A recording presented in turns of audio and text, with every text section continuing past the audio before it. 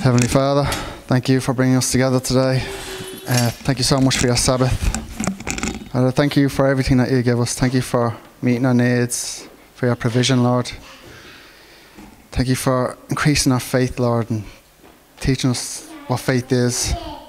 It's such a blessing, Lord, to have you in our life. We're so blessed that I don't think we really comprehend how blessed we are. Thank you, Lord, for everything. Bless your holy name, Lord. Amen.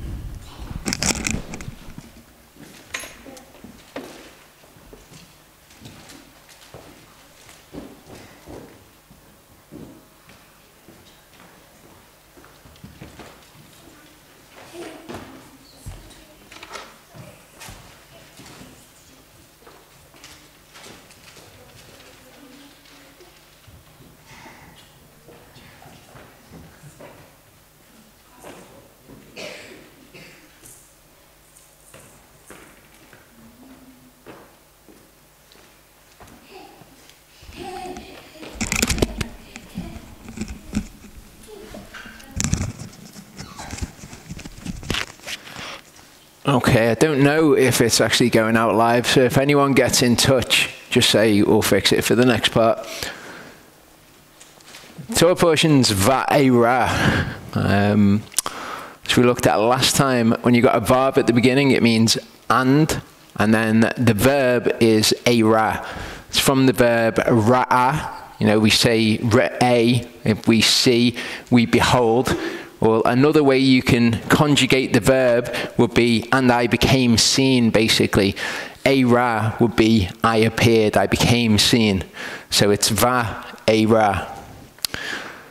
In the Torah portion, before we even get into it, I want to set some context for the things that we're going to see. So I'm going to talk about the way that Yehovah interacts with reality, the way he guides us, the way that he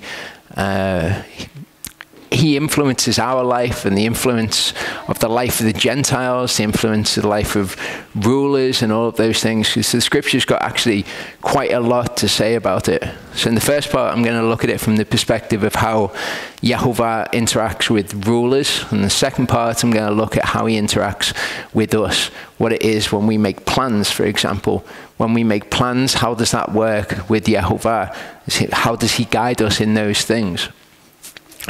Also, as a part of that, I'm going to deal with something that I've had a number of questions about, maybe like 10, 12 questions about illness. Well, what is it for us to become ill? Why do we become ill? And what are the various things that would lead us to be ill? Is it right if we're ill? Are we being punished if we're ill? What's the case there? So in the first part, rulers, and also I'm going to look at when we're physically in danger, Yehovah protecting us when we're physically in danger, how that works according to the scriptures as well. And then in the third part, we're going to go through the Torah portion. It's a really short Torah portion. It's just basically, okay, go and speak to Pharaoh. Bring all of these plagues against him. And we've looked at it a number of times from a number of different angles. So what I want to do is establish what's actually going on in the background according to the scriptures. So we're going to be dealing with this guy. We're going to be dealing with his hardness of heart. Exodus 9:16 says, "And for this reason I have raised you up in order to show you my power and in order to declare my name in all the earth." So there's two things that Yehovah is achieving when he guides events on the earth, when he has an influence over events on the earth. The first one is his name. That's the primary thing. It's all about his name. The second one is for us, for our good. Romans 8:28, we know that all matters work together for good to those who love Elohim, to those who are called according to his purpose. So they're the two things, and we're going to see them in all the scenarios that we look at. He does it for the sake of his name, and he does it for the sake of us. Proverbs 21 verse 1 says, the king's heart, okay, Pharaoh's heart, he's described as the king of Egypt in scripture. The king's heart is as channels of water in the hand of Yehovah. He inclines it wherever he wishes. Okay? So he can incline the king's heart to whatever he wants. Now, as we've seen before, he doesn't just do this arbitrarily. Okay, he hardens people who are of a hard heart, for example. You never see him change somebody's heart from being good to being bad. You will sometimes see him change a bad person's heart to do good to good people, but you'll never see him change a good person's heart to be bad. In Ezra 6, 21 to 22, it says, "And the children of Israel who had returned from the exile ate together with all who had separated themselves from the uncleanness of the Gentiles to the land in order to seek Yehovah Elohim of Israel.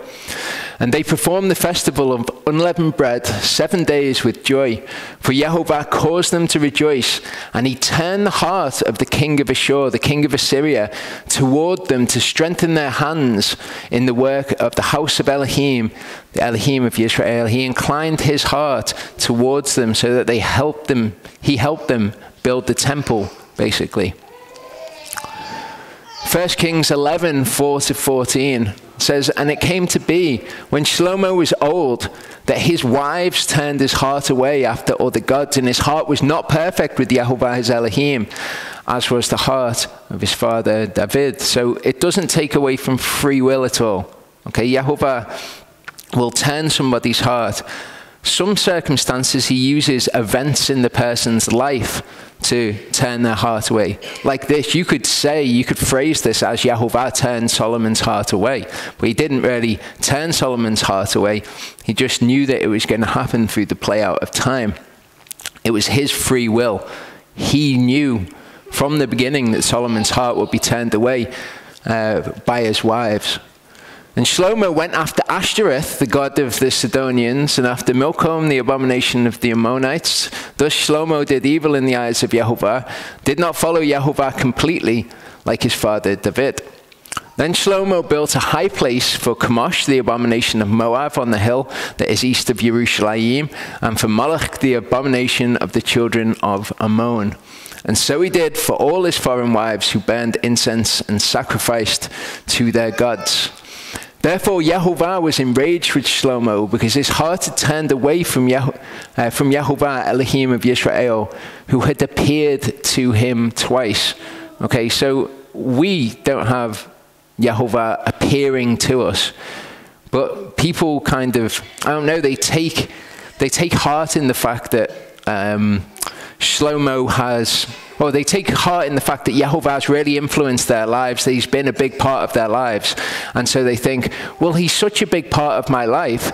Obviously, you know, if I mess up here and there, it doesn't matter because I know that I'm so close with Yehovah. He's so near to me. Well, Shlomo had him appear to him twice, and he'd given him all of this wisdom, he'd given him all of this wealth and all this standing in the world.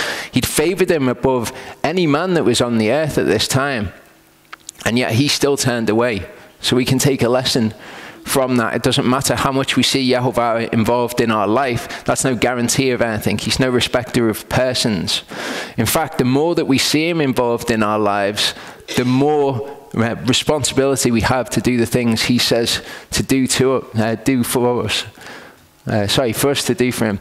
And had commanded him concerning this word, not to go after other gods. But he did not guard what Yehovah had commanded. And Yehovah said to Shlomo, because you've done this and have not guarded my covenant and my laws which I have commanded you, I shall certainly tear the kingdom away from you and give it to your servant. Only I do not do it in your days for the sake of your father David. Out of the hand of your son I shall tear it. Only I shall not tear away all the kingdom, but give one tribe to your son for the sake of my servant David and for the sake of Jerusalem, which I have chosen. And Yehovah raised up an adversary against Shlomo, Hadad the Edomite. He was of the seed of the king in Edom. So we see Yehovah raising up these enemies against the king of Israel. And it's interesting the way that we see him doing it. Later in that passage, it says, and Elohim raised up another adversary against him, Rezon, son of Eliada, who had fled from his master, Hadadezer, king of Zophah, and gathered men to him and became commander over a raiding band when David slew those of Savah. And they went to Damascus and dwelt there and reigned in Damascus.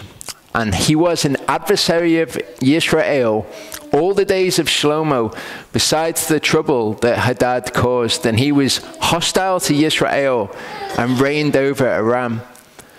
And a servant of Shlomo, Jeroboam, son of Nevat, an Ephraimite from Zeredah, whose mother's name was Zeruah, a widow, also lifted up a hand against the king. And this is what caused him to lift up a hand against the king. Shlomo had built Millo, repairing the breaks in the city of David, his father. So what actually caused this guy to come against him?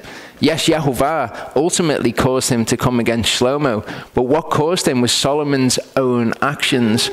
So Yehovah weaves all of these things together, all of these events. He knew that Shlomo's heart was going to be turned from him.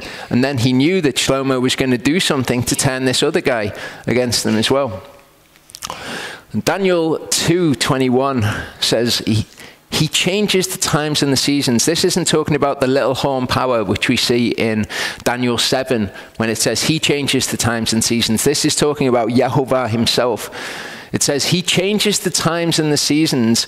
He removes kings and he raises up kings. He gives wisdom to the wise and knowledge to those who possess understanding. And the book of Daniel is a great text for us to see how he interacts with rulers, the way that he influences rulers. So I'm going to read from the end of Daniel 3 to the end of Daniel 6. And we're going to see 3 different kings and how Yehovah interacts with them all. We read through in Torah portion Noach, the fiery furnace, when Shadrach, Meshach, and Abednego were cast into the fiery furnace. And they said, our Elohim is able to save us from this. But even if he doesn't, we're not going to break his word. So after this, to these events, it says, Nebuchadnezzar responded and said, blessed be the Allah of Shadrach, Meshach, and Abednego, who sent his messenger and delivered his servants who trusted in him and changed the king's order and gave up their bodies that they should not serve nor do obeisance to any Allah except their own Allah. So what we see here is one of the things that he does when he establishes his name, or he glorifies his name through his interactions. And indeed, this is how Nebuchadnezzar begins to recognize him. It says, therefore, I make a decree that whoever of any people, nation, or language who speaks any wrong against the Allah of Shadrach, Meshach, and Abednego, his limbs shall be taken and his house made a dunghill, because there is no other Allah who is able to deliver like this. So he's establishing who he is in the king's eyes, just like we saw him say to Pharaoh, okay, I'm going to do this in you. I've raised you up in order to establish my power. Then the king promoted Shadrach, Meshach, and Abednego in the province of Vaera. So 2 things that he does. Glorifies his name, and all matters work for the good of those who love him and are called according to his purpose. Nebuchadnezzar the king, to all peoples, nations, and languages that dwell in the earth, peace be increased to you. I thought it good to declare the signs and wonders which the Most High Allah has worked for me. Okay, so again, he's establishing his name. How great are his signs and how mighty his wonders. His kingdom is an everlasting kingdom, and his rulership is from generation to generation. I, Nebuchadnezzar, was at rest in my house and prospering in my palace. I saw a dream and it frightened me, and the thoughts of my bed and the visions of my head alarmed me. So I issued a decree to bring in all the wise ones of Babel before me to make known to me the interpretation of the dream. So the magicians, the astrologers, the Chaldeans, and the diviners came in, and I related the dream to them, but its interpretation they did not make known to me. And at last, Daniel, whose name is Belteshazzar, according to the name of my ale, okay, his ale, Baal, came before me. In him is the spirit of the set-apart Allah. So I related the dream to him, saying, now it's interesting what he's just said. He said, I've called him after the name of my ale, okay, Baal. Well, he says, in him is the spirit of the set-apart Allah, he who is set apart from the world. Belteshazzar, chief of the magicians, because I know that the spirit of the set-apart Allah is in you, and no secret is too difficult for you. Explain to me the visions of the dream that I've seen and its interpretation. Okay, so Daniel, as we'll see later on as well, is well known.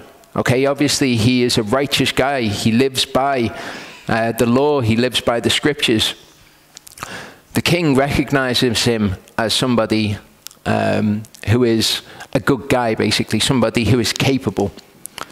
Now the visions of my bed, of my head on my bed were these. I looked and saw a tree in the midst of the earth, and its height great. Okay, so this is one of those symbolic dreams that we were talking about. It's another example of a symbolic dream. The tree became great and strong, and its height reached to the heavens, and it was visible to the ends of all the earth. Its leaves were lovely, and its fruit plenty, and in it was food for all. The beasts of the field found shade under it, and the birds of the heavens dwelt in its branches, and all flesh was fed from it. In the visions of my head on my bed, I looked and saw a watcher, even a set-apart one, coming down from the heavens. He cried aloud and said this, hew down the tree and cut off its branches, strip off its leaves and scatter its fruit. Let the beasts flee from under it, and the birds from under its branches. But leave the stump of its roots in the earth, even with a band of iron and bronze in the tender grass of the field, and let it be wet with the dew of the heavens, and let his portion be with the beasts on the grass of the earth. Let his heart be changed from a man's, let him be given the heart of a beast, and 7 times pass over him. Okay, so this is interesting because it makes a distinction between what goes on in a man's heart and what goes on in an animal's heart when we consider things like Balaam's donkey that began to speak and was able to give speech to its thoughts. That had the heart of a beast, and it was speaking from the heart of a beast. The heart of a man, heart of a beast. It talks later about his understanding was changed. We hear about Solomon being given a wise and understanding heart. We know the conscience and the thoughts and the intentions all reside in the heart. It says, and let 7 times pass over him. Now, the usual sort of understanding as to what a time is it's a year. But I don't think so. I don't agree personally. This word comes from a word that is actually related to a word that means menstruation. So I think it's probably more something to do with the cycle of the moon. That's my guess, it's my opinion. It's not founded on anything solid, but that's just where I'm coming from with it. I don't think that these events happened over 7 years. This matter is by the decree of the watchers and the command by the word of the set-apart ones, so that the living know that the Most High is ruler in the kingdom of men and gives it to whomever he wishes and sets over it the lowest of men. Okay? So this is something that's repeated throughout all of the narrative. The reason that this is happening to the king is so that the living know, so that we know that the Most High, Yehovah, is ruler in the kingdom of men right now. Gives it to whomever he wishes, and he sets over it the lowest of men. So when we look around and we look at our rulers and we think these people aren't up to much, okay, we need to know that it is Yehovah who has established them in their positions, and he's done it for his purposes. This dream have I seen, I, King Nebuchadnezzar, and you, Belteshazzar, reveal its interpretation, since all the wise ones of my kingdom are unable to make known to me the interpretation. But you are able, for the spirit of the set-apart Allah is in you. And we'll see that they talk about Daniel later on in terms of him having light. Basically, he's a light to these people. This is how we need to be to people around us. They should recognize in us that we are capable people, but we're able because we've got this set-apart spirit of Elohim. We're different from people. Then Daniel, whose name was Belteshazzar, was stunned for a short time, and his thoughts alarmed him. The king responded and said, Belteshazzar, do not let the dream or its interpretation alarm you. Belteshazzar answered and said, my master, the dream is to those who hate you, and its interpretation to your enemies. The tree you saw, which became great and strong, whose height reached to the heavens and was visible to all the earth, whose leaves were lovely and its fruit plenty, and in it was food for all, under which the beasts of the field dwelt, and on whose branches the birds of the heavens sat. It is you, O king. For you have become great and strong, and your greatness has grown and has reached to the heavens, and your rulership to the end of the earth. Now, Nebuchadnezzar doesn't strike me as a particularly great guy. It talks about him later executing those who he wants to, and not a good guy.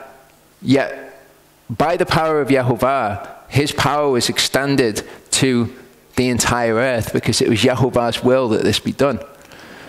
And as the king saw a watcher, even a set-apart one, coming down from the heavens, and he said, hew down the tree and destroy it, but leave the stump of its roots in the earth, even with the band of iron and bronze in the tender grass of the field, and let it be wet with the dew of the heavens, and let its portion be with the beasts of the field, till 7 times pass over him. And this is the interpretation, O king, and this is the decree of the Most High, which has come upon my master the king. That you are going to be driven away from men, and your dwelling be with the beasts of the field, and you be given grass to eat like oxen, and you be wetted with the dew of the heavens, and 7 times pass over you, till you know that the Most High is ruler in the kingdom of men, and he gives it to whomever he wishes. And they that gave the command to leave the stump of its roots of the tree, your kingdom remained yours, from the time you come to know that the heavens are ruling. Therefore, O king, let my counsel be acceptable to you, and break off your sins by righteousness, and your crookedness by showing favor to the poor. Your prosperity might be extended. So you've got a chance now. Okay? Break off your sins, telling us he's not a good guy. Show favor to the poor. Again, you've got a chance. Change yourself. Your prosperity might be extended. All this came upon King Nebuchadnezzar. At the end of the 12 months, he was walking about the palace of the kingdom of Babel. The king spoke and said, is not this great Babel which I have built for the house of my kingdom by the might of my power and for the esteem of my splendor? So he gets a bit big for his boots. The word was still in the king's mouth when a voice fell from the heavens. King Nebuchadnezzar, to you it is spoken, the kingdom has been taken away from you. And I'm sure that all of the rulers of the earth don't ascribe their kingdom to Yehovah. They probably all think, look at this great thing that I've done by the might of my power. They're just as unaware that it's Yehovah behind them as Nebuchadnezzar. And you are driven away from men, and your dwelling is to be with the beasts of the field. You are given grass to eat like oxen, and 7 times shall pass over you, until you know that the Most High is ruler in the kingdom of men, and gives it to whomever he wishes. In that hour the word was executed on Nebuchadnezzar, and he was driven from men, and he ate grass like oxen, and his body was wet with the dew of the heavens, till his hair had grown like eagle's feathers, and his nails like bird's claws. And at the end of the days, I, Nebuchadnezzar, lifted up my eyes to the heavens, and my understanding returned to me. And I blessed the Most High and praised and made him great who lives forever, whose rule is an everlasting rule, and his kingdom is from generation to generation. And all the inhabitants of the earth are of no account. And he does as he wishes with the host of the heavens and among the inhabitants of the earth. And there is none to strike against his hand or say to him, what have you done?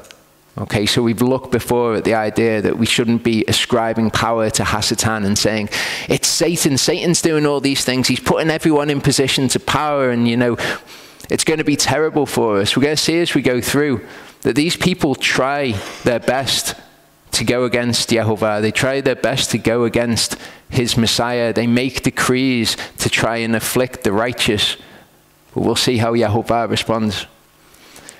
At the same time, my understanding returned to me, and for the preciousness of my kingdom, my esteem and splendor were returning to me. My counselors and nobles sought me out, and I was reestablished in my kingdom, and excellent greatness was added to me.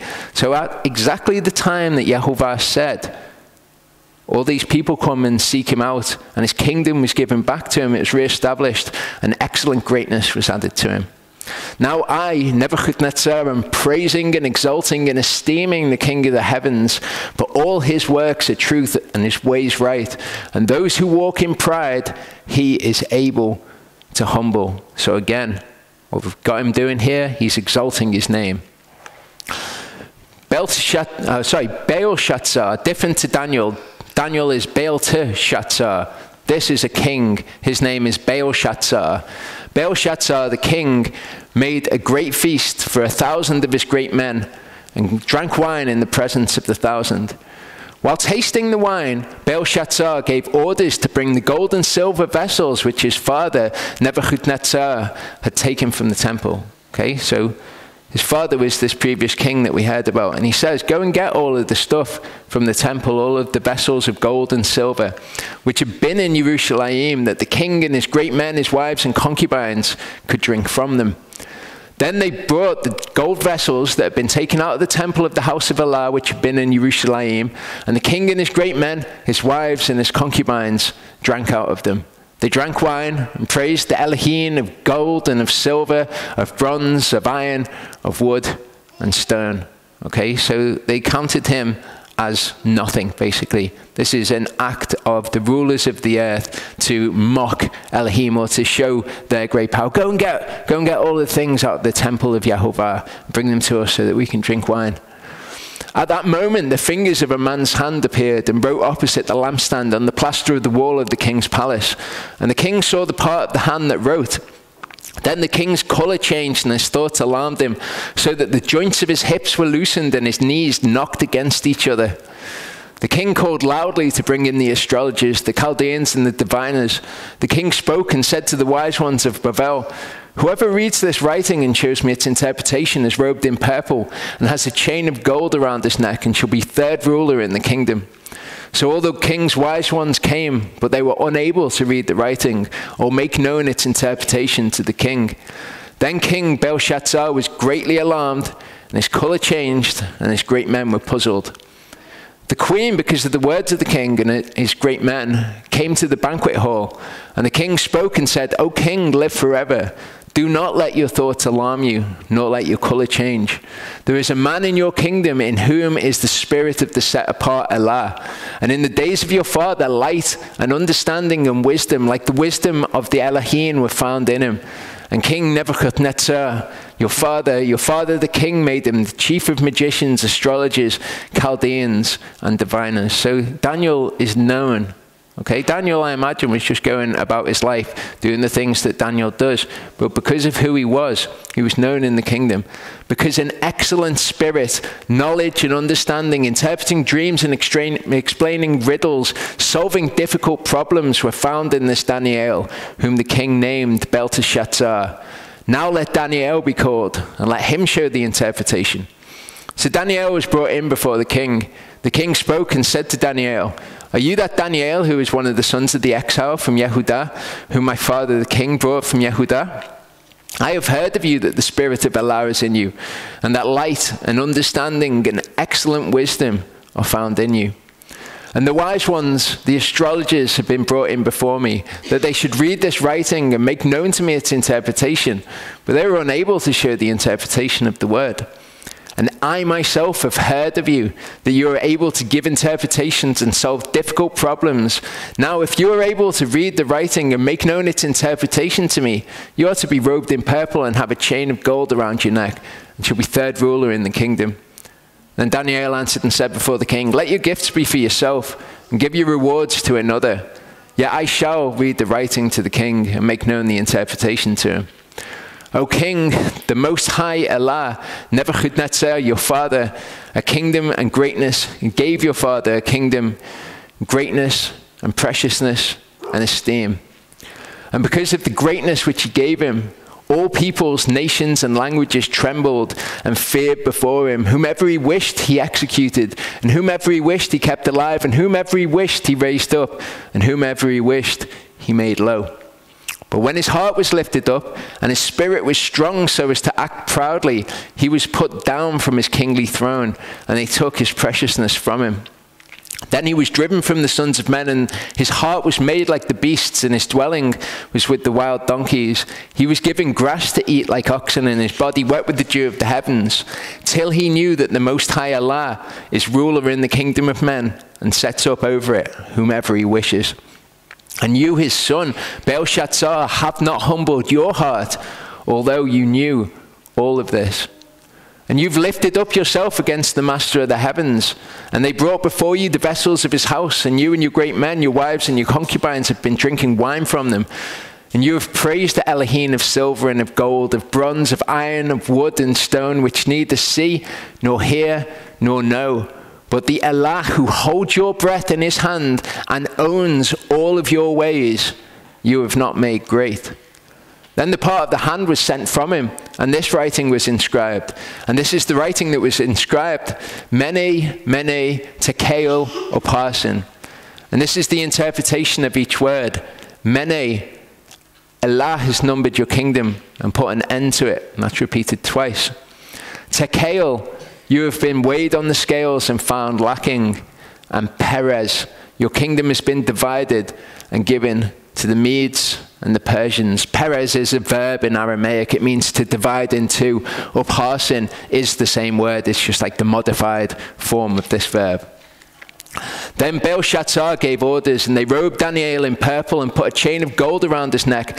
And they proclaimed concerning him that he is the third ruler of the kingdom. So he makes his name known to the king again. And then he does good for Daniel.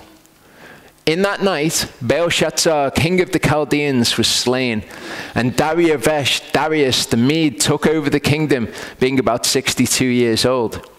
It pleased Darius to appoint over the kingdom 120 viceroys to be over all the kingdom, and over them 3 governors, of whom Daniel was one, so that these viceroys should give account to them, and the king suffered no loss.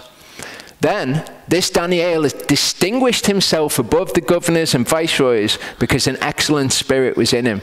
So again, because of who he was, because he was walking in Yehovah's ways, he distinguishes himself. And when he does this, when he walks in his ways, he doesn't turn to the left or to the right. Yehovah can work in that situation. The king planned to appoint him over all the kingdom. And the governors and viceroys sought to find occasion against Daniel concerning the kingdom. But they were unable to find occasion or corruption because he was steadfast and no negligence or corruption was found in him. Then these men said, we shall not find any occasion against Daniel unless we find it against him concerning the law of his Allah. Okay, so these people, these other powerful people wanted to find a problem with Daniel. But because he did everything right, they couldn't find a problem with him. So what they're going to have to do is engineer a situation by which a problem is found with him. They create a new law. It says, then these governors and viceroys tumultuously gathered before the king and said to him, King Darius, live forever. All the governors of the kingdom, the nobles and viceroys, the counselors and advisors have consulted together to establish a royal decree and to make a strong interdict that whoever petitions any Allah or man for 30 days except you, O king, is thrown into the den of lions. Now, O king, establish the interdict and sign the writing so that it is not to be changed according to the law of the Medes and Persians, which does not pass away. So King Darius signed the written interdict. And Daniel, when he knew that the writing was signed, went home, and in his upper room with his windows open toward Jerusalem, he knelt down on his knees there 3 times a day and prayed and gave thanks before his Allah as it had been done before. So it makes a point of saying he knew that this had been signed into law. He knew that the law said, if you pray to God, then you're going to be thrown into a den of lions. There will come times in the future, I'm sure, when laws are passed to say that we cannot do the things that Yehovah tells us to do. And perhaps even there will be on pain of death. But we can take a lesson from the way that Daniel is and what happens to Daniel, how Yehovah treats him. You would think, normally, I can't do this. If I do this, I'm going to be killed. But it actually turns out to be Daniel's obedience which saves him. Then these men tumultuously gathered and found Daniel praying and entreating before his Allah. Then they approached the king and spoke concerning the king's interdict. Have you not signed an interdict that every man who petitions any Allah or man within 30 days except you, O king, is thrown into the den of lions? The king answered and said, the word is certain according to the law of the Medes and Persians, which does not pass away. Then they answered and said before the king, Daniel, who is one of the sons of the exile from Yehudah, pays no heed to you, O king, nor for the interdict which you have signed, but makes his petition 3 times a day. Then the king, when he heard these words, was greatly displeased with himself and set his heart on Daniel to deliver him, and he labored till the going down of the sun to deliver him. Because obviously Daniel's got favor in the eyes of the king. But this law has been passed, which even the king himself cannot change. He can't stop this from happening.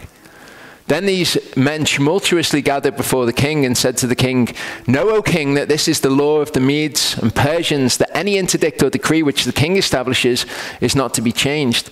Then the king gave orders, and they brought Daniel and threw him into the den of lions. But the king spoke and said to Daniel, "Your Allah, whom you serve continually, he himself delivers you." So this is quite a remarkable thing for a pagan king to be saying. He's seen Daniel. He knows what Daniel's about. The king has faith that his Allah is going to save him. It says, "A stone was brought and laid on the mouth of the den, and the king sealed it with his own signet and with the signets of his great men, and that the situation of Daniel might not be changed. The king went to his palace and spent the night fasting. No entertainment was brought before him, and his sleep fled from him." So this is quite a thing as well for the king to be fasting, presumably on Daniel's behalf. Then the king rose up very early in the morning and hurried to the den of lions. And when he came to the den, he called with a grieved voice to Daniel. The king spoke and said to Daniel, "Daniel, servant of the living Allah, has your Allah, whom you serve continually, been able to deliver you from the lions?" Okay, now we've got a chance for Yehovah's name to be exalted. Yes, for good to be done to Daniel, but for his name to be exalted. Then Daniel said to the king, "O king, live forever." Now it's remarkable when you see Daniel talking to all of these kings. These are not good men, and yet he's respectful to them. He's kind and he's respectful to them, exactly the way that we're to be. "My Allah has sent his messenger and has shut the lions' mouths, and they did not harm me because I was found innocent before him." Okay, so again, he testifies of the name of Yehovah, that because he was found innocent before him, the lions didn't harm him. "And also before you, O king, I have done no harm." Then the king was very glad and gave orders that Daniel be taken up out of the den. And Daniel was taken up out of the den. No harm was found on him because he trusted in his Allah. And the king gave orders, and they brought those men who had accused Daniel, and they threw them, their children, their wives into the den of lions. And the lions overpowered them and broke all their bones in pieces before they reached the floor of the den. So you've got these people in positions of power, and they're trying to do harm to Yehovah's people. But what ends up happening to them in the end? Then King Darius wrote to all peoples, nations, and languages that dwell in all the earth, "Peace be increased to you.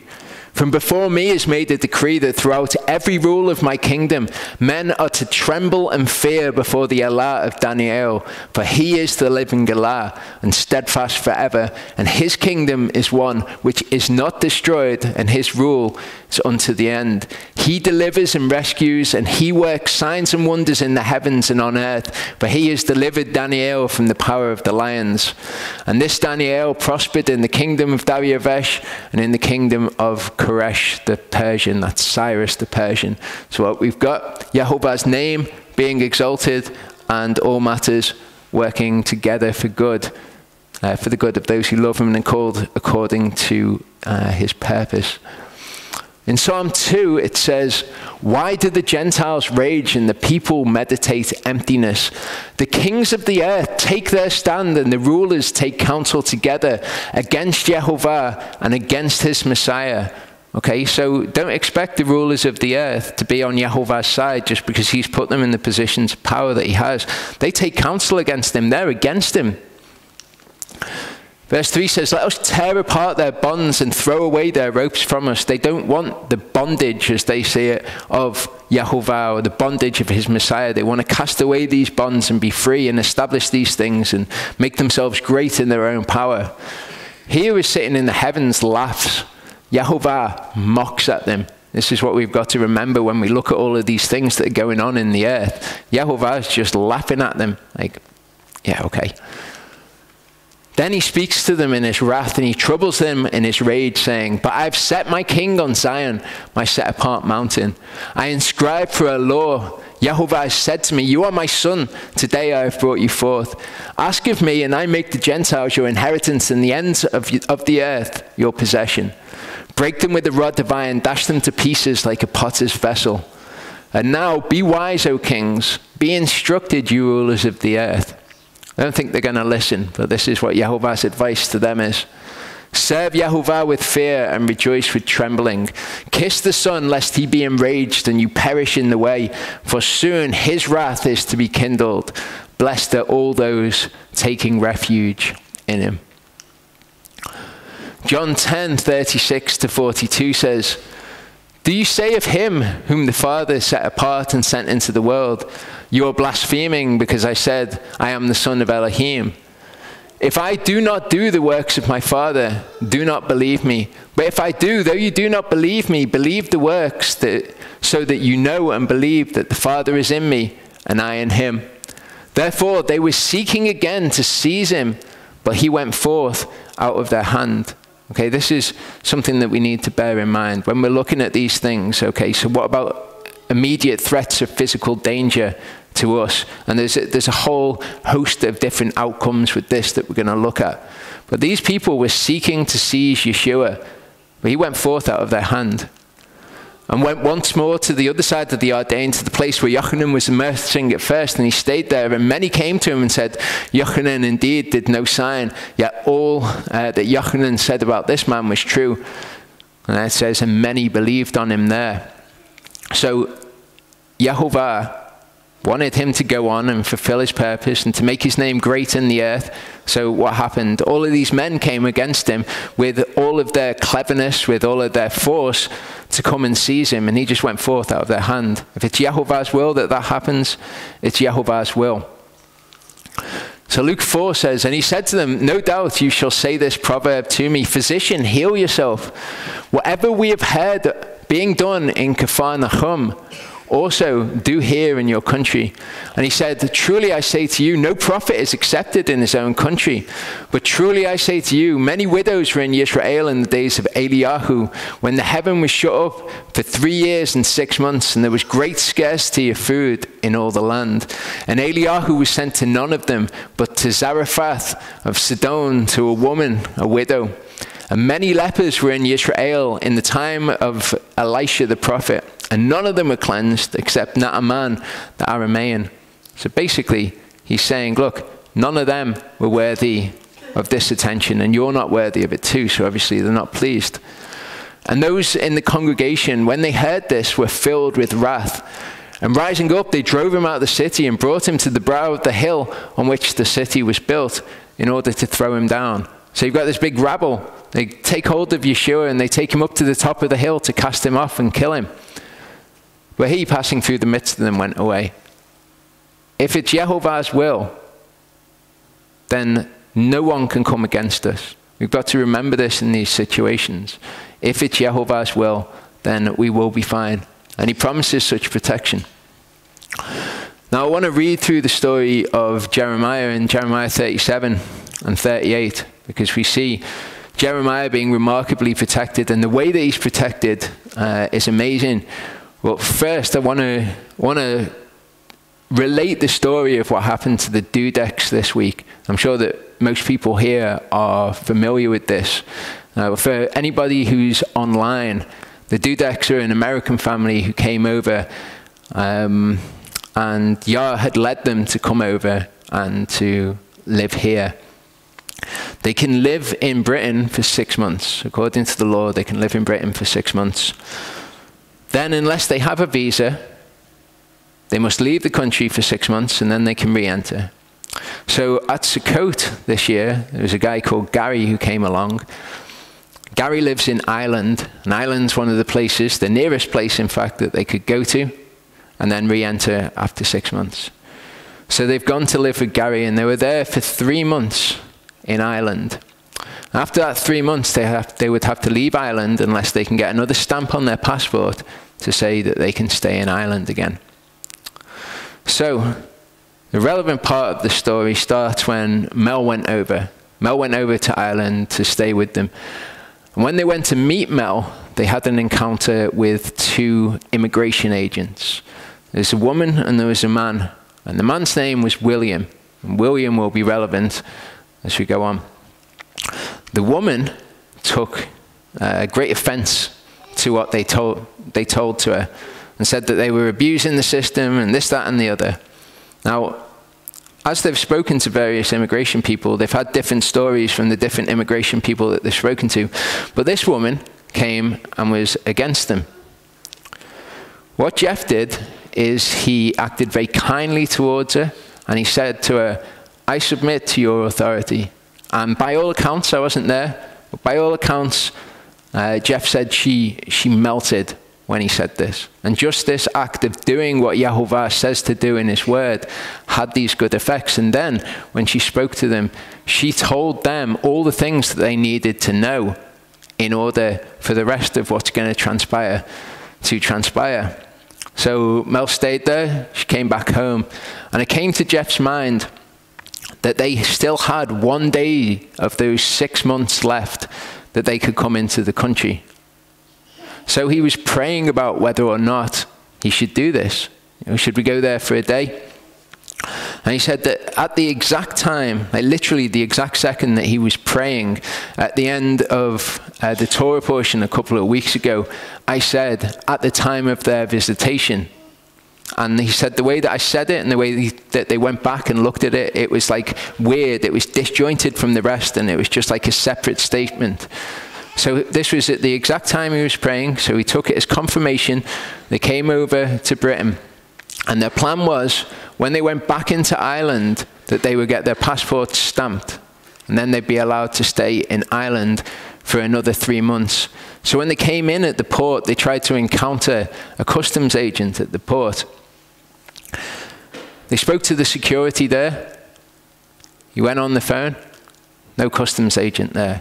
What you're going to have to do is go to the local Garda station. And for people online, Garda are the police in Ireland. You're going to have to go to the local Garda station, speak to the immigration officer there. Went to the Garda station. There was no immigration officer there. They were told what you'll have to do is you'll have to go to your county Garda station, speak to the county Garda. So they go back to Wexford, go to the county Garda station. Jeff speaks to the person there. No immigration officer here, give us your name, we'll get them to call you back. Jeff sees them writing his name in the logbook. He goes away, a couple of days later he comes back and he says, I've not had a phone call. They check the logbook that they've got there, names aren't there. He said, but I saw them write my name in the book. So they went and got another logbook, a smaller one. They're checking through that, and they find their name in there, but it's been crossed out. Like they were going through the book, crossing out the people that had been called, so they've been crossed out. So Jeff thought, well, maybe it's because I've got a UK phone. Maybe if I give them Gary's number, they'll be able to get in touch. So he gives them Gary's number. They call Gary. He tells Jeff, and he calls this guy back. Now, as this is happening, Tanya's in touch with Ashley. She says there's a possibility that we're going to have to leave Ireland. Okay, so I'm aware of this, and I'm doing this Torah portion at the moment with all of this stuff that the Torah portion's about, with people in authority and how to interact with them. Well, Jeff speaks to this guy, and the guy says, no, you're going to have to go. You're abusing the system. That's it. You're going to have to leave Ireland. Now, the way that Jeff's looking at it at the time is, we came in to the port. We tried to encounter immigration there. Couldn't encounter immigration there. Went to the Garda station, couldn't encounter them there. Then speak to this guy, and he says, you know, you've got to leave Ireland. At the time I'm doing the Torah portion, they're now thinking, well, we've got to leave. Where are we going to go? This is like Yehovah's led us to this point. Why has he led us here only for us to go back to the US? This just doesn't make any sense whatsoever. If that's what his will is, then that's what his will is. But it doesn't seem to make sense at this point. Now I'm doing this Torah portion. I don't know that they've had this phone call and been told you have got to leave Ireland. And there's certain things that we'll see in the second part that are around us making plans and Yehovah establishing our plans. And the things like being honest, not lying, having just weights and measures. Just certain things that seem to be around this idea. So I think in my head, I've got to ring Jeff and tell him these things. I thought, well, I don't need to tell Jeff these things. It's a bit patronizing. I'm not going to ring him up and tell him this. But it was burning in my head. You need to ring him. You need to ring him. You need to ring him over like the next hour and a half. So in the end, I said to Ashley, we were in the middle of something. I said to her, I'm going to ring Jeff. Call Jeff up.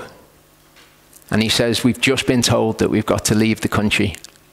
So to me, I'm like, well, this is it. They've been told now they've got to leave the country. This is something official. They're leaving the country. And he says the way that he sees it, they've been told that twice, and now they've had this word. This is Yehovah's will. Otherwise, they would have encountered somebody and had their passports stamped when they entered the country. He tells me that this guy had said to them, if I'd been there that night when you entered the country, I would have refused you entry.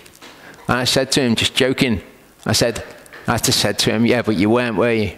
Just joking, it's not what I would have said to him. But at the moment that I said that, something clicked in my head. I was like, he wasn't there. The immigration people weren't there when you came into the country. They weren't at the police station. They should have been at both of those places. They weren't there. Then this guy wasn't there. This guy who would have said no, they've been told would have said no, he wasn't there either. So I said, well, what you've had is a series of opinions from all of these people, some of them saying, yeah, it'll be fine, and some of them saying, no, you're going to have to go. I said, you need to get an official opinion on whether or not you can stay in the country. So Jeff gets off the phone, and he's obviously thinking about this. He's texting me, and he says, do you really think that we should go up to Dublin? And I said, what has actually happened is not that you've had the official opinion of Ireland, the official position. What's happened is Yehovah has navigated you on a course through this situation where you came back and there was no one there. There was no one at the police station. This guy who would have said no, he wasn't there. Now you're at the stage where you need to go to Dublin and get the official word so you can officially find out what's happening here. So they go off to Dublin. When they arrive in Dublin, they go to the main immigration centre in Dublin, and they tell them, we don't have any boarding stamps.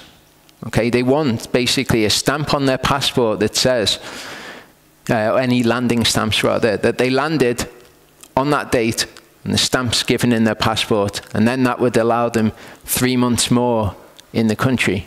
And they say, we don't have the landing stamps here. Go to the local Garda station. Okay, this is the one that they went to when they landed. So they went there, and there's some kind of kerfuffle there. There's some drunk people there, some kind of delay. When they finally get to speak to somebody, and again, they're very kind of kind to the people there. The guy looked at them as if to apologize, and Jeff just kind of smiles kindly and says, it's okay, don't worry, we'll wait. When they get to speak to somebody, they tell them that the agent, who is the immigration agent, is out on an assault call. Now, I don't know how it works, whether or not they've got that workload to do, but it does seem a bit weird, the immigration agent being out on an assault call. So they say, there's nothing that we can do for you. So they're thinking, what do we do? They decide to go back to the port. Who's going to have the landing stamps? Who can do all these things? The port can do them. They go back to the port, and they're aware of a building that the only reason that they're aware of is from the very first time that they came to Ireland. They were made aware of this building. So there's been this huge, great chain of events, all of these things leading to now. So they go to this building where they know that the immigration officers might be. Jeff knocks on the door. No answer. Or possibly rings the bell and there's no answer. He goes back and he rings the bell and knocks on the door. And then a guy comes to the door. And lo and behold, who is it? It's William. William, the guy that they met when they went to pick Mel up. Okay, William, the guy who was with the very irate woman who they placated. So William comes to the door. What's the very first thing William says to them?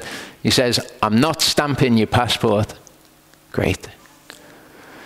Now, when I had texted Jeff back, he said, it's funny, just as you sent that text, we were talking about how we'd encountered all these little agents, and what we need to do now is go up to Egypt to see Pharaoh and get Pharaoh's opinion on it.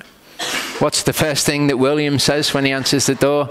I'm not signing your passport. Sounding familiar. William says to them, there's no way that I can stamp your passport retroactively, because the agent that stamps your passport has to have been there when you entered into the country. If they weren't there when you entered into the country, then there would be a paper trail back that would show that the stamp was illegitimate, and I'd lose my job. So obviously they're like, well, we don't want you to lose your job over this. But there's nothing I think you can do. It transpires. William says there's nothing that he could do at all.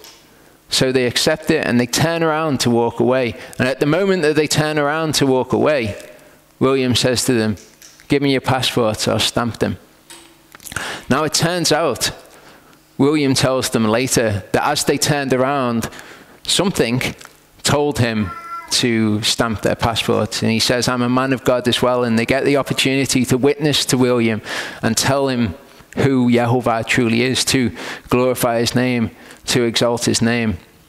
Not only this, I mean, William's been saying to them, no, I can't do it, no, I can't do it, no, I can't do it, like Pharaoh. Then, at the end, he confesses his sin to them, and he says, I was here that night. I was asleep in this building. That's why they couldn't have got their passport stamped. And that's why it had to be exactly him who was there at that exact time, who knew all of their history. You know, he'd been saying to them, I know you've been doing everything that you could have possibly done. I know that you've been righteous in this. I know that you won't break the law, that you won't go to the UK, you won't break customs and immigration law. I know that you've been righteous.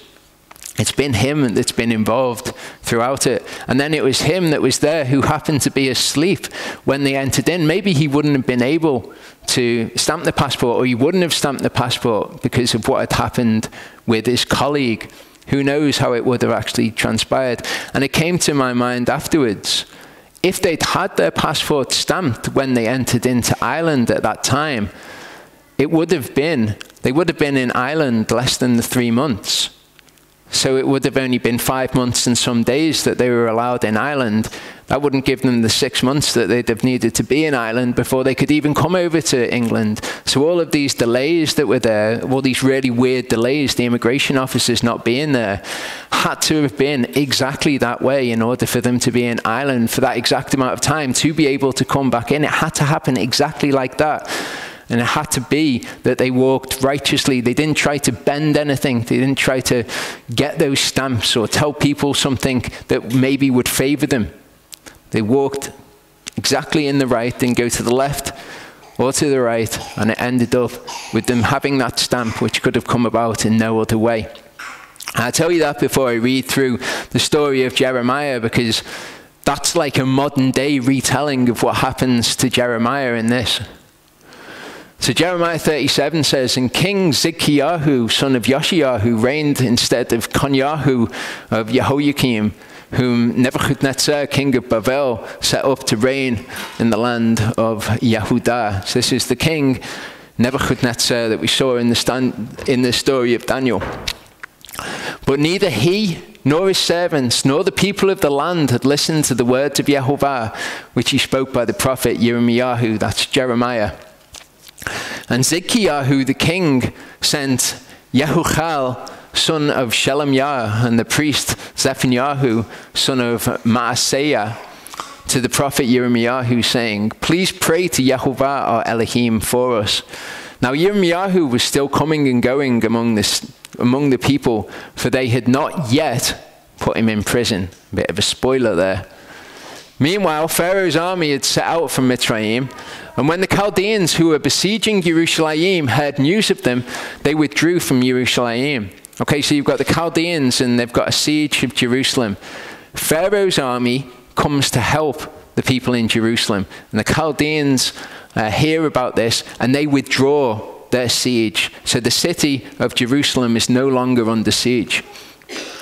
And the word of Yehovah came to Yirmiyahu the prophet, saying, thus said Yehovah the Elohim of Yisrael, say this to the king of Yehudah, who sent to me to inquire of me.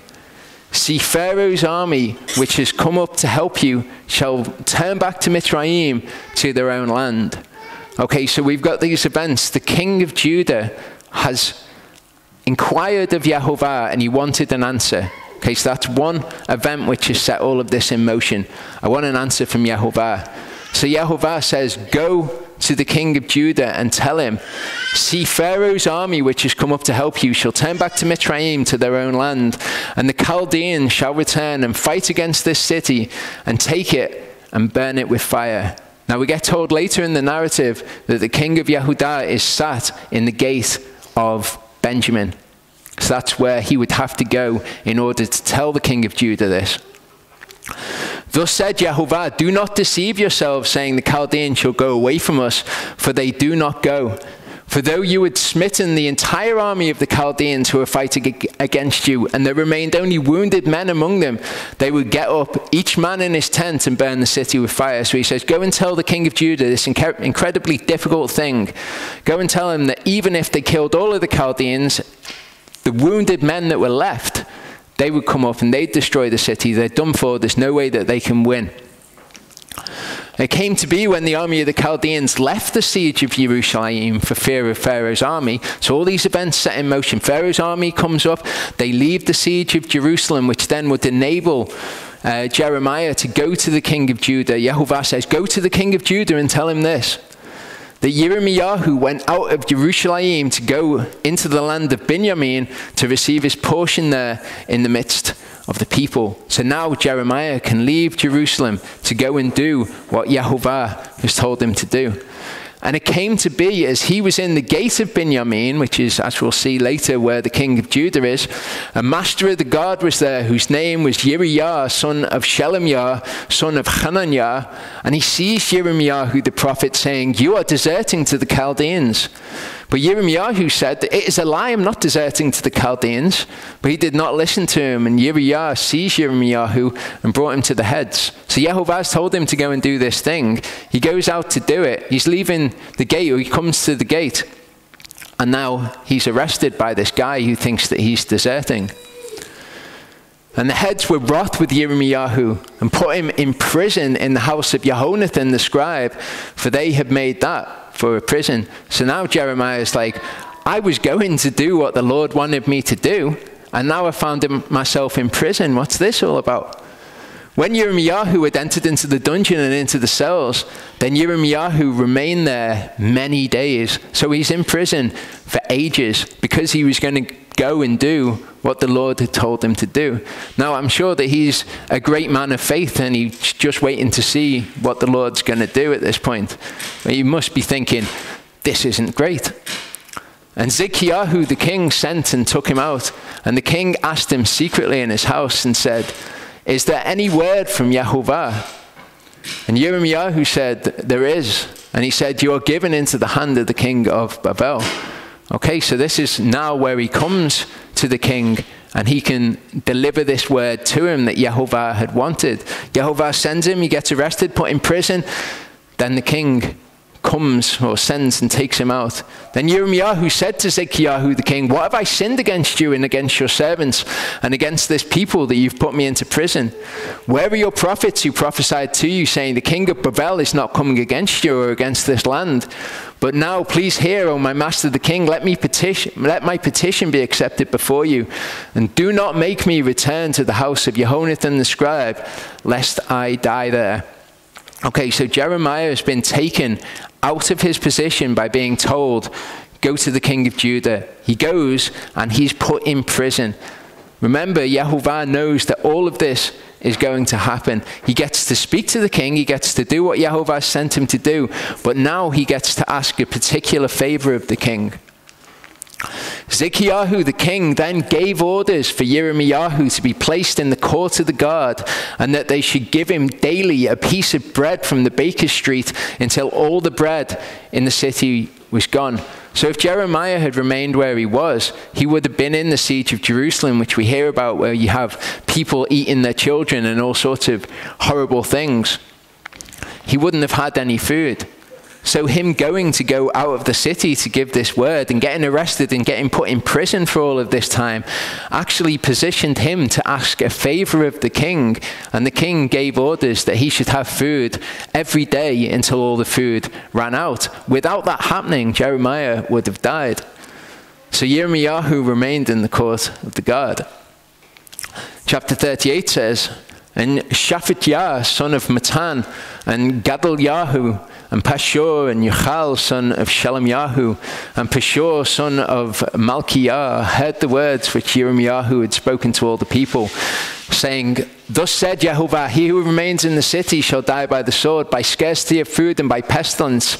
But whoever goes over to the Chaldeans shall live, and his life shall be a surprise to him, and he shall live. Thus said Jehovah, this city is certainly given into the hand of the king of Babel's army, and he shall take it. Then the head said to the king, Please let this man be put to death, because he's weakening the hands of the men of battle who are left in this city, and hands of all the people by speaking such words to them. So he's telling everyone to give up. Look, if we're going to fight, put him to death, because he's making them lose their battle. For this man does not seek the peace of this people, but the evil.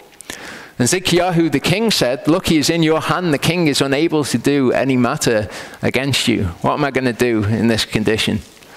They took Yirmiyahu and threw him into the dungeon of Malchiyahu, the king's son, which was in the court of the guard. And they let Yirmiyahu down with ropes. And in the dungeon there was no water, but mud. So Yirmiyahu sank into the mud.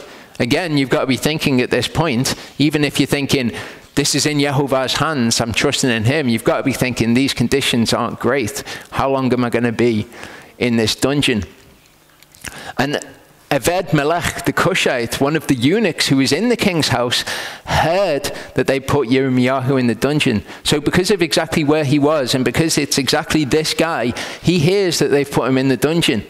The king was sitting at the gate of Binyamin. And Eved Melech came from the king's house and spoke to the king, saying, My master the king, these men have done evil in all that they do to Yirmiyahu the prophet, whom they've thrown into the dungeon. And he's likely to die from hunger in the place where he is, for there is no more bread in the city. And the king commanded Eved Melech the Cushite, saying, Take 30 men from here with you. Lift Yirmiyahu out of the dungeon before he dies. So again, he would have been in that situation. He'd have thought, this isn't great, but this guy was in the perfect position to go and speak to the king, to get him to take him to somewhere else where he needs to be, as we'll see. So Eved Melech took the men with him, went into the house of the king under the treasury, took old clothes and old rags from there, and they let them down by ropes into the dungeon to Yirmiyahu. And Eved Melech the Cushite said to Yirmiyahu, Please put these old clothes and rags under your armpits under the ropes. And Yirmiyahu did so. And they pulled Yirmiyahu up with ropes and lifted him out of the dungeon, and Yirmiyahu remained in the court of the guard. Then Zidkiyahu the king sent and had Yirmiyahu the prophet brought to him at the third entrance of the house of Jehovah. And the king said to Yirmiyahu, I am asking you a matter. Do not hide a matter from me. Yirmiyahu said to Zidkiyahu, If I declare it to you, shall you not put me to death? And if I give you advice, you shall not listen to me. What's the point? Okay, if I declare this thing to you, you're not going to be happy, you're going to kill me, and the advice you're not going to heed anyway.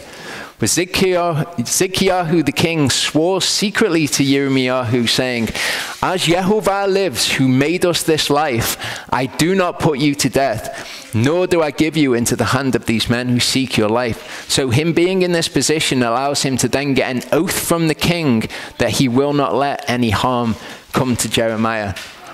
And Yirmiyahu said to Zidkiyahu, Thus said Jehovah, the Elohim Zebaoth, the Elohim of Yisrael, if you do indeed surrender to the heads of the king of Babel, then your king shall survive, and the city not be burned with fire, and you and your household shall live. But if you do not surrender to the heads of the kings of Babel, then this city shall be given into the hand of the Chaldeans, and they shall burn it with fire, and you shall not escape from their hand. Then Zidkiyahu the king said to Yirmiyahu, I'm afraid of the Yehudim who have gone over to the Chaldeans, lest they give me into their hand and they maltreat me. But Yirmiyahu said, they shall not hand you over. Please obey the voice of Yehovah, which I speak to you, and let it be well with you, and your life be spared. But if you refuse to surrender, this is the word that Yehovah has shown me. Then see, all the women who are left in the king of Yehudah's house shall be surrendered to the heads of the king of Babel. And see, they are saying, your close friends have set upon you and prevailed against you. Your feet have sunk in the mire, and they have turned away again. And they are going to surrender all your wives and children to the Chaldeans. And you yourself shall not escape from their hand, but be taken to by the hand of the king of Babel, and the city shall be burned. Give up. It's all going to be well with you. This is all Yehovah's will. Don't give up. It's going to be very, very bad for you.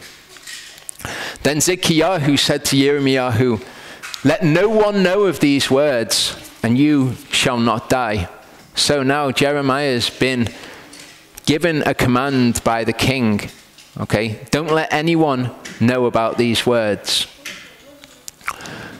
But if the heads hear that I've spoken to you, and they come to you and say to you, declare to us now what you've said to the king, and also what the king said to you, do not hide it from us, and we do not put you to death. Then you shall say to them, I presented my petition before the king, not to send me back to the house of Jehonathan to die there. So if these guys come to you and they say, tell us, or we're going to kill you, tell them this.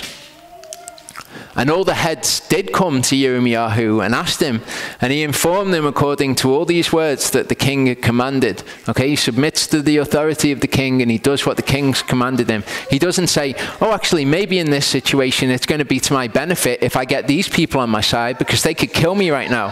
He doesn't do that. He does what is right. And they said no more to him, for the matter was not heard. So Yirmiyahu remained in the court of the guard until the day that Jerusalem was taken, and he was there when Jerusalem was taken. So he remains in the court of the guard until Jerusalem is taken. When Jerusalem's taken, because he's in the court of the guard, this happens. And Nebuchadnezzar, or Kadetzer, whichever one, the king of Babel gave an order concerning Yirmiyahu to Nebuzaradan, chief of the guard, saying, take him, look after him, do no harm whatsoever to him, but do to him even as he shall speak to you. So now, because this entire chain of events has worked out in Jeremiah's life, where he's been kept alive, where he's been given these audiences with the king, he was found in this position so that the king of Babylon, the invading force, could come in and say, do to him exactly as he asks of you. So Yehovah was there throughout all these steps. Jeremiah could have taken it upon himself to step out of the Lord's will at any point that he wished, but he didn't. He did exactly what was right in the Lord's eyes. Psalm 33, 8-22 says, let all the earth fear Yehovah, let all the inhabitants of the world stand in awe of him. For he spoke, and it came to be. He commanded, and it stood fast. Yehovah brings the counsel of the nations to naught. He thwarts the plans of the peoples. The counsel of Yehovah stands forever, the plans of his heart to all generations. So it doesn't matter what these rulers come up with. You know, they can have their agenda 2030. If Yehovah doesn't want it to come about, who cares? They'll come up with these plans. They've been coming up with stupid plans for the entirety of history. Blessed is the nation whose Elohim is Yehovah, the people whom he has chosen as his own inheritance. Yehovah has looked from the heavens. He has seen all the sons of men. He looked from his dwelling place on all the inhabitants of the earth. He who fashions the hearts of them all, he who understands all their works. The king is not saved by the multitude of an army.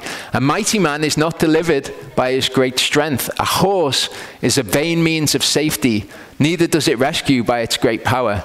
Okay, you could say here, getting loads of guns and thinking that you're prepared for something, that's nothing. That's a vain means of safety. To have guns and to think that you're protected, that is vain. You are not putting your trust in Yehovah. They don't rescue by their power. The mighty man's not delivered by his great strength. He's not delivered by the strength of his Barrett 50 cal. See, the eye of Yehovah is on those fearing him, on those waiting for his kindness, to deliver their soul from death and to keep them alive during scarcity of food. Yahovah keeps them alive, just as he did with Jeremiah. He kept Jeremiah alive during scarcity of food. He will keep us alive during scarcity of food as well. We trust in him. We don't trust in ourselves and our own ability to make preparations. Our soul has longed for Yahovah. Our help and our shield is he. For our heart does rejoice in him, for we have put our trust in his set-apart name. Let your kindness, O Yahovah, be upon us, even as we wait for you. Romans 8:16-18 says, the Spirit himself bears witness with our spirit that we are children of Elohim. And if children, also heirs, truly heirs of Elohim and co-heirs with Messiah, if indeed we suffer with him, in order that we also be exalted together. For I reckon that the sufferings of this present time are not worth comparing with the esteem that is to be revealed in us. Okay, and just as we'll come to a close with this, I want to look at the scriptures. James, there's probably about, about 8 scriptures left or something like that. I want to look at what it is for us to suffer for Yahovah's name, because he will protect us and he'll keep us from scarcity of food and all of that. But if it's his will, and his will is to achieve a very specific end, then perhaps he will require sacrifice of us. 2 Corinthians 1:3-10 says, blessed be the Elohim and Father of our Master Yeshua Messiah, the Father of compassion and Elohim of all comfort, who is comforting us in all our pressure. Why is he comforting us in all our pressure? What's he achieving through this? Enabling us to comfort those who are in every pressure. Okay, so when something happens in our life and we have his comfort through it, and he sees us through that event, it enables us to comfort others through the comfort which we ourselves are comforted by Elohim. Because as the sufferings of Messiah overflow in us, so our comfort overflows through Messiah. And if we suffer pressure, it is for your comfort and salvation, being worked out in enduring the same sufferings which we also suffer. If we are comforted, it is for your comfort and salvation. And our expectation for you is steadfast, because we know that as you are sharing in the sufferings, so also in the comfort. For we do not wish you to be ignorant, brothers, of our pressure which came to us in Asia, that we were weighed down exceedingly beyond ability, so that we despaired even of life. Now Paul's going to reveal why it is that despairing of life and thinking that we're going to die is actually a good thing. He says, indeed, we had the sentence of death in ourselves. I think that means we had concluded that we were going to die rather than they'd had the death sentence passed over them. That we should not trust in ourselves, but in Elohim who raises the dead. Because if you're in the position where you're going to die, all you can then do is have trust in Elohim who raises the dead. That is your only trust at that point. Who rescued us from so great a death and does rescue, in whom we trust that he shall still rescue us. Matthew 10:28-39 says, do not fear those who can kill the body, but are unable to kill the body and the soul. But rather fear him who is able to destroy soul and body in Gehenna. So this entire context of what he's going to talk about here is not worrying about losing your life, making sure that you're right before Elohim. He says, are not 2 sparrows sold for a copper coin, and not one of them falls to the ground without your Father? And even the hairs of your head are all numbered. So do not fear, you are worth more than many sparrows. Okay, so what he's saying here is, look, don't fear those who can kill you. Because even a sparrow, his life doesn't come to an end without it being under your Father's power. And you're worth more than many sparrows. All the hairs of your head are numbered. Don't forget that Elohim's in charge of every single event here. Everyone therefore who shall confess me before men, him I shall also confess before my Father who is in the heavens. But whoever shall deny me before men, him I shall also deny before my Father who is in the heavens. So the context is, don't fear them doing harm to you. If it comes to you bearing witness of following the Father, or you following the Father and doing what is right, do that. Okay? If you do that, and you confess me before men, I'll confess you before my Father. But if you do fear those who kill the body, and you deny me before men, I will also deny you before the Father who is in the heavens. Do not think that I have come to bring peace on earth. I did not come to bring peace, but a sword. For I have come to bring division, a man against his father, a daughter against her mother, and a daughter-in-law against their mother-in-law. And a man's enemies are those of his own household. He who loves father or mother more than me is not worthy of me, and he who loves son or daughter more than me is not worthy of me. So when it comes to the people who are in our family, when it comes to speaking the truth to them, okay, or doing the truth when they want us to do something else perhaps, we are to confess Yeshua before them, and we're not to fear even physical retribution. He who does not take up his cross and follow after me is not worthy of me. What's the context of this? Yes, it means, sacrifice as Yeshua sacrificed. But the context is giving your life for Yeshua. Don't fear those who can kill the body. Have your eyes set on the eternal. That's how Yehovah looks at these things. He sees what comes after it. Doesn't matter if someone takes your life, because what are they doing? They're taking your life so that you can go and be at rest and be with him. He who has found his soul shall lose it, and he that has lost his soul for my sake shall find it. Okay, again, all the context. Don't fear those who kill the body, fear those who can kill the soul. You lose your soul, okay, in this earthly realm for his sake. If you lose it for his sake, you'll find it, okay, in Sheol. You find your soul, in other words, you look after your life in this world more than you look after him, and you deny him, then you'll lose your soul by the one that can kill body and soul. Revelation 6:9-11 says, when he opened the fifth seal, I saw under the altar the souls of those having been slain for the word of Elohim and for the witness which they held. I can go back and forth on this verse, whether or not these souls are actually not in Sheol, whether they are particular souls that are in heaven, but it doesn't actually matter. Could just be that their souls, their lives that they've given up speak to Elohim. Whichever one it is, I could see it both ways. And they cried with a loud voice, saying, how long, O Master, set apart and true, until you judge and avenge our blood on those who dwell on the earth? And there was given to each one a white robe, and they were told that they should rest a little while longer, until both the number of their fellow servants and their brothers who would be killed as they were was completed. Okay, so for these people, the people who give their lives, it's all part of Yehovah's will. It's part of his plan. And he even says there's a number of them that have got to be killed, and they've not all been killed yet. Isaiah 57:1-2 says, the righteous one is perished, and no one takes it to heart. Kind men are taken away, while no one understands that the righteous one is taken away from the presence of evil. This is Yehovah's purpose, and he sees these things completely different than we see it. Okay, if the righteous one's taken away, he's taken away from the presence of evil. He enters into peace, and those who walk in integrity rest on their beds. Okay, it's no big deal to Yehovah if someone who is righteous dies. It is a big deal if someone who is unrighteous dies, though, because they're going to have their soul destroyed as well. In the second part, we're going to look at our plans and our devices and how it is that Yehovah respects them and establishes them or changes them, and when he does that, and how we're to come to our own plans within our life. Okay, we'll come back shortly.